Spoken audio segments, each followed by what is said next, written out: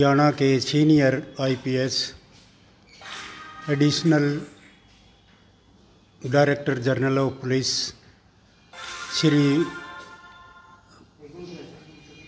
Y Puran Kumar की आत्महत्या के बारे में केवल और केवल वाई पूर्ण कुमार को प्रताड़ित करने के लिए ये झूठा पर्चा दर्ज किया गया। क्योंकि अगर सफल कराने के लिए होता तो डीसी रोहतक को इसकी इन्फॉर्मेशन होती, डीसी रोहतक ड्यूटी मजिस्ट्रेट मुकर्रर करता और क्यों ना सबूत वो 2.5 लाख रुपए उसके पास आते तो रेड हैंडेड पकड़ते। सही प्रोसेस ये है इसका, वो इन्होंने नहीं अपनाया। इससे साफ जाहिर है कि भाई ये झूठा मुकदमा दर्ज कराया। और उसके बाद जो एसपी रोहतक वाई पूर्ण कुमार का अधीनस्थ एसपी है, उसके बगैर उसके स्टाफ के आदमी के खिलाफ पर्चा दर्ज कर रहा है, उसे इन्फॉर्मेशन नहीं। ये भी एक प्रक्रिया को इग्नोर किया गया। क्योंकि जो भी जूनियर अफसर कोई कार्रवाई करता है, अगर कोई एसएचओ पर्चा देता है इतना बड़ा करप्शन का या मर्डर का या इनिस क्राइम, तो वो एसएचओ एसपी को इन्फॉर्म करता है कि जी ये क्राइम है। तो उसने अपने सुपरविजन अफसर रेंज के इंचार्ज को इन्फॉर्म नहीं किया। डीजीपी और एसपी रोहतक ने मिली भगत करके ये साफ झूठा पर्चा दर्ज करा। राजनीति के जी सरकार भी इसमें इन्वॉल्व है। क्योंकि अफसर जो कोई कितना भी बड़ा हो वो सरकार के बिना ये नहीं कर सकता। इसमें ये राज है कि ये शेड्यूल्ड कास्ट एडीजीपी था, सीनियर मोस्ट था, और इसने 33 में रिटायर होना था। इसकी डीजीपी की पोस्टिंग होनी थी। और ये बीजेपी गवर्नमेंट जो है ये शेड्यूल्ड कास्ट के विरोधी है कि भाई एक शेड्यूल्ड कास्ट अफसर इतने साल डीजीपी रहेगा, इसको साइड से हटाना था। और ये सारी इनकी मिली भगत है गवर्नमेंट और ये एसपी रोहतक और डीजीपी साहब इसके इन्वॉल्व हैं इस मामले में, इन सारों के उसमें करके ने।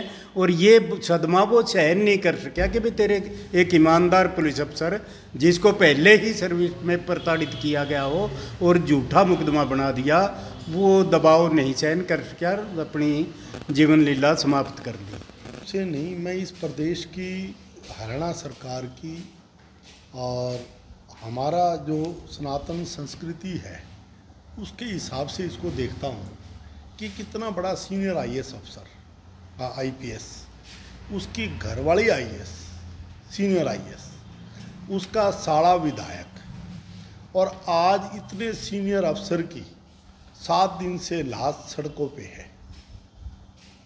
कहाँ है प्रजातंत्र, कहाँ है सिस्टम? जिनके पर्चों में नाम, सुसाइड नोट में नाम, वो उनके साथ रात को मीटिंगें करने के लिए जाते हैं, चाहे वो चीफ सेक्रेटरी के रूप में जाएं, चाहे वो प्रिंसिपल सेक्रेटरी के रूप में जाएं। मुजरिम खुद उनसे कह रहा है भी आप एक उसका पोस्टमार्टम करवाओ और लाश को बिल्ले लगाओ। तो इसका मतलब तो क्या है? कौन सी सरकार, क्या सिस्टम है, क्या है हरियाणा के अंदर? ये हरियाणा के अंदर हम तो रोज कहते हैं भी कानून नाम की कोई चीज़ नहीं है। मुजरिम जाके कहता है कि आप समझौता करो, संस्कार कराओ, मुजरिम कहता है जाके। तो कैसे ये चलेगा सरकार? आम आदमी को कौन सा न्याय, किसका न्याय? जब इतने बड़े बड़े अफसरों को न्याय नहीं मिलता, जो लोगों को न्याय देने की बात करते हैं, आम आदमी को न्याय कहाँ से मिलेगा और कौन सा न्याय मिलेगा? ये इस सरकार की पोल खोल करके रखता है। ये सिस्टम भी एक सीनियर आईपीएस 7 दिन से तरस रहा है मिट्टी को। कहाँ है सनातन धर्म के हमारे सनातनी लोग? उस मिट्टी को तो किसी भी तरीके से बिल्ले लगाओ। उस मिट्टी की क्यों बिरान मिट्टी कर रखी है? तो मेरा तो प्रशासन से, सरकार से और उनके घर वालों से केवल हाथ जोड़ के एक ही विनती है कि उस मिट्टी की दुर्गति ना करो, उसको बिल्ले से लगाओ। आप लड़ाई लड़ते रहना, ये तो गूंगों की सरकार है, कितना ही बोल लेना, कितना ही भौंक लेना, कितना ही आप एजिटेशन कर लेना, इन्होंने ना सुनना है ना कुछ करना है। जो इनके मन में जची हुई है ये वही करेंगे। उस मिट्टी की दुर्गति ना करो, उस मिट्टी को बिल्ले सिर लगा दो। सबसे पहले तो मैं आपका स्वागत करता हूं कि आपने इस करंट इशू पे चर्चा की है और आपके माध्यम से मैं आपके दर्शकों के साथ रूबरू होते हुए ये आज का ज्वलंत मुद्दा है, इस पे चर्चा करनी बहुत ज़रूरी है। इसमें जो मेरी समझ के मुताबिक मैं अपने विचार दे रहा हूँ सामाजिक सिस्टम पे और वर्तमान परिवेश में, पर्चा दर्ज हो चुका है, यह जग ज़ाहिर है। किन परिस्थितियों में, किन हालातों में, किस तरह से यह दुर्घटना घटित हुई, बहुत ही खेदजनक है। इसके लिए आम आदमी, आम जन भी काफ़ी ज़्यादा क्षुब्ध है और निंदा कर रहा है। लेकिन रहा सवाल इस बात का कि इस प्रकरण में असलियत क्या है, यह तो जब तक एसआईटी अपनी जांच सामने नहीं लाती तब तक पता नहीं चलेगा। और निजी तौर पे मैं इस संबंध में अपने विचारात के मुताबिक मैं ये कहूँगा कि सरकार इसमें संजीदगी से कदम ले। कोई ये ज़रूरी नहीं कि लगाए हुए आरोप जितने होते हैं सारे उचित होते हैं, अनुचित भी हो सकते हैं। ये सब जांच के दायरे में है, जांच आने के बाद पता लगेगा।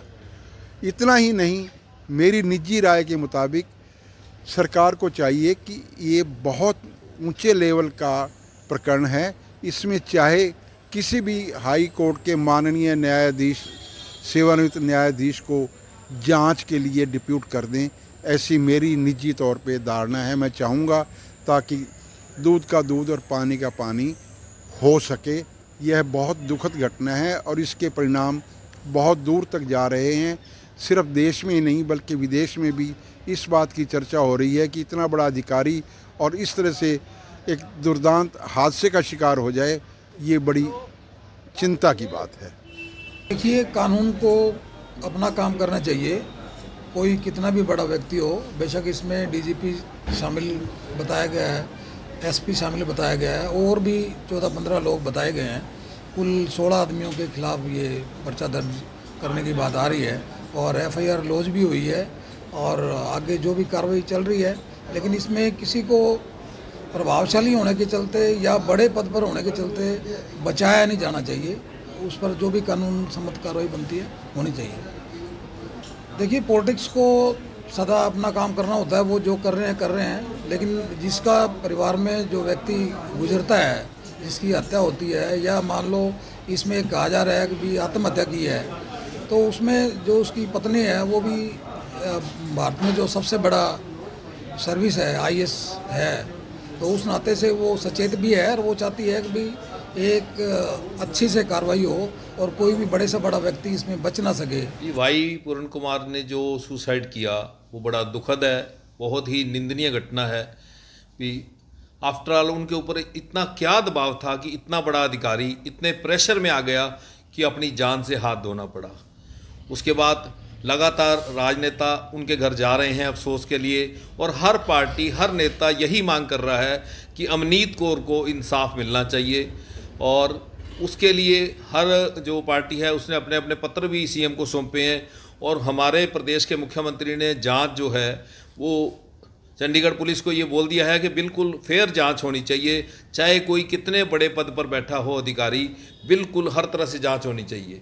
और जिस तरह से मैंने एफआईआर पढ़ी है और अमनीत कौर जी ने भी उस पर ऑब्जेक्ट किया है कि इस खाना नंबर 7 में जो है वो नाम डाले गए हैं, मतलब उसको उस ढंग से एफआईआर को लॉज नहीं किया गया है जिस तरह से लीगली करना चाहिए था।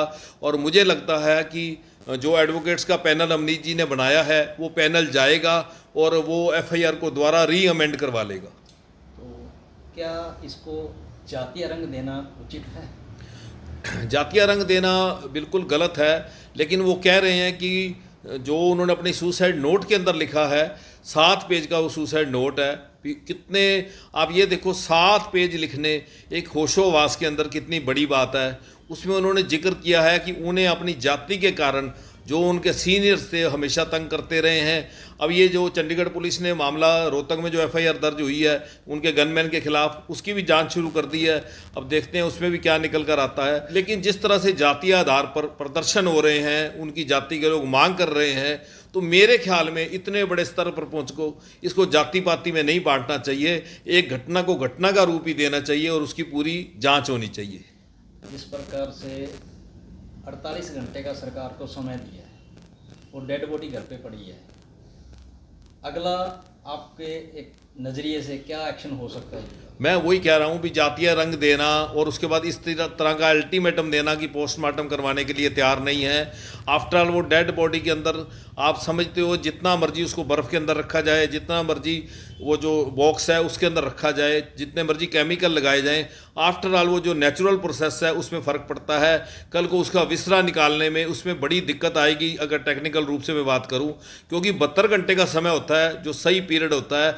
आदमी के अंदर पता लग जाता है क्या खाया पिया था, क्या शरीर के अंदर था, विसरे की जांच के अंदर सारा कुछ आ जाता है।